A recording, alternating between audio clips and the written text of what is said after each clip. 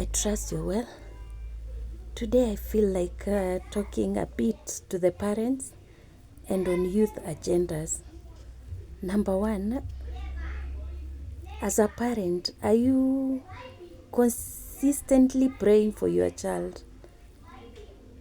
And again, for parents, it's time to wake up and for us to be able to be alert, even as laws and things are happening in our society. I've had two experiences where I was shaken as a parent. And one was where some two old men who had seemed to have traveled from abroad. One was sharing with the other one on an episode on where one had experienced a case where the friend's son was telling him the way he's feeling different. And now he wants to marry another boy. A boy marrying a boy. A young man marrying a young man. And the parent could not do anything because the laws in that land allow it. And he didn't have any backup to support his thoughts and his stance. And this is a warning to parents. We are just following the government and everyone in putting some laws that are going to affect us seriously in the future. Another one was narrating the way they went to America. I can't remember whether it's America or the UK, where they allow teenagers, 13-year-olds, to date and to have sex. So this girl is picked by a boy. And they have condom and they are going out. And because she can't stand it, she's trying to interfere and she was told she cannot interfere. Imagine. So as we are allowing our children and as we are allowing these vices in our land, today it might not affect us because we have grounded some of the children into Christianity and the Christian values. But if we continue to be quiet, we will watch our grandchildren bringing a boy home, a girl bringing a girl home. Yet at this time, we still have energy. I was looking at ways in which we can counter that law. And one of the things I was seeing is that those that are in parliament are the ones that should raise such nullifications. And I'm wondering, do we have Christians in our parliament? Do we have some fathers who have young children who can help us to change some of these laws before they become a snare in the land? I know the US said they are no longer that supportive about it, but have not seen laws change about it. For how long will we keep on talking? Even our president said that he no longer is supportive of it, but he's not instructing anyone or guiding anyone to remove such laws from our institutions, from our parliament, from our laws. Wambunge, tafadhali tusaidieni if you can be able to do it, and especially those that have some value for goodness.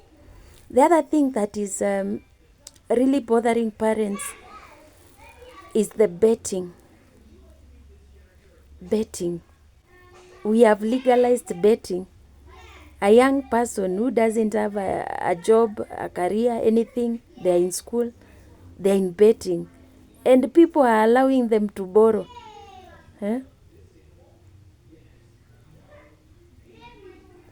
Someone was also raising an issue of lending.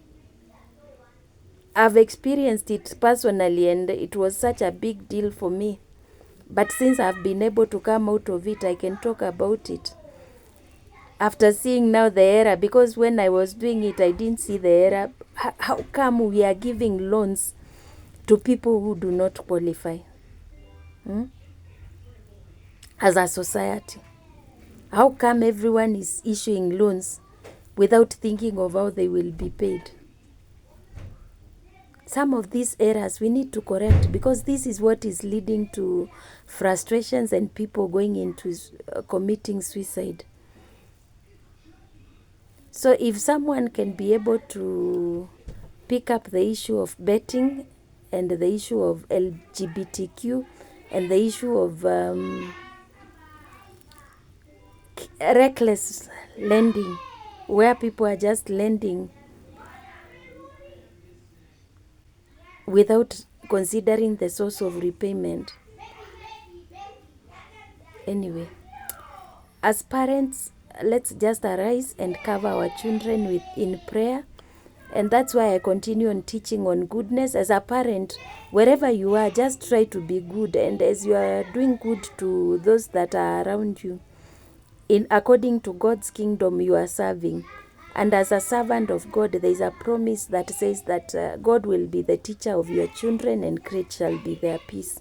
So let us all read Isaiah 54 and let us endeavor to be servants of God by just doing the good that we can in our different capacities. As we are serving God in those small ways, then God will be able to help us so that we secure the generation of our children. As we speak as a country, we are slowly exposing ourselves to some of the things that the West has not been able to overcome, and that has caught the West at a bad place. And I don't think we really want to bring the problems that young people or parents in the West are going through to our country, which has been working very well.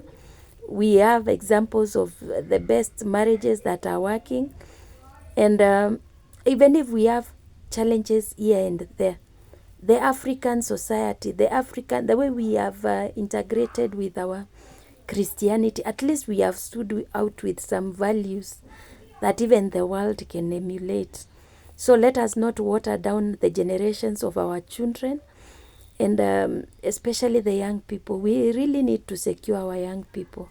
So I'm raising a cry for the young people, and also those parents who have released their children to go out of the country, whether by government programs or just these exchange programs.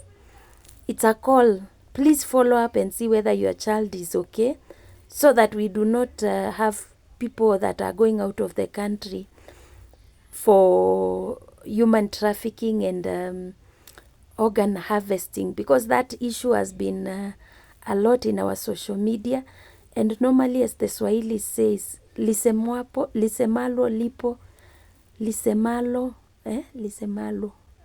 lipo, kama halipo laja. Remember that since Shakahola, people have arisen and are praying for this country. So it's very hard to shed blood in the soil of Kenya. I'm not saying it's not happening, but it is not as easy as it was before. But now outside Kenya, please, if you have released your child in a way that is not clear, please follow up and find out whether your child is doing well. And for those that are not doing well, let us raise the cry so that we cannot have death traps for our young people. I'm backing this with a word of prophecy that I received some time back, and I've been having a prompting in the spirit to repeat it, because I saw many Kenyans, the foreigners coming into Kenya and stealing the rice of many Kenyans. So please let us follow up on our children and everything that touches on foreigners. Think twice and see whether it is really what it is. Let us not be in a rush. Thank you and God bless you.